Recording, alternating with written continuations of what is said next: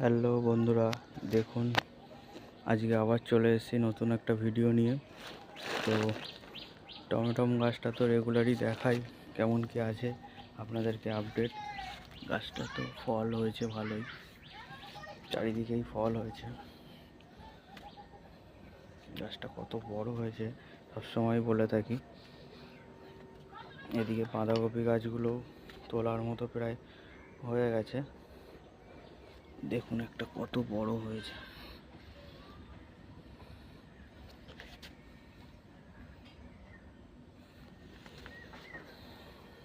এদিকে পালং শাক গাছগুলো আছে, আজকে কিছুটা পালং শাক তুলেছি।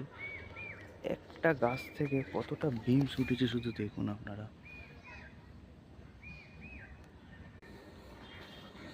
এদিকে সব লঙ্কা গাছগুলো রয়েছে, জল দিয়েছি। বিনস গাছগুলো পুরো হেলে গিয়েছিল, কত ফল হয়েছে একটু দেখুন। ফোনের ক্যামেরা যদিও আমার অত ভালো না, কত সুন্দর ফল হয়েছে গাছগুলোতে। একটা গাছে পুরো ভরে ফল হয়েছে।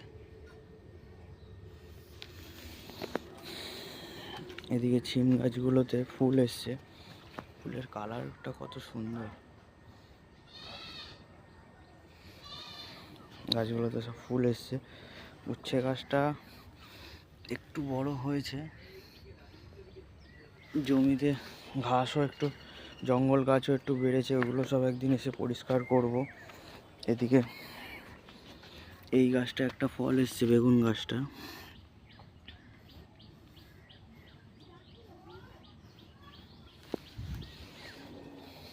সব বেগুন এগুলো এরকম রয়েছে। এই দেখুন এই গাছটা ফল এসছে বেশ ভালো, কিন্তু হলে কি হবে, গাছটা যেন কেমন একটা হয়ে পড়েছে। বস্তায় দেওয়ার কারণে ভুল হয়েছে। একজন বলল কমেন্টে যে বস্তায় দিয়েছি বলে গাছগুলো এমন হয়েছে। এগুলোকে দেখছি নেক্সট টাইম গর্ত করে আসবো যখন সব সরিয়ে দেবো। এদিকে ধনেপাতা গাছগুলো দেখুন সব জল দিয়েছি বলে একটু নেমিয়ে গেছে। 10 টাকার ধনে কিনে এনেছিলাম, ধনেপাতার চারা আর কি, বীজ। তো কত হয়েছে, এর মধ্যে দু একবার তুলেছি, আপনাদেরকে দেখানো হয়নি।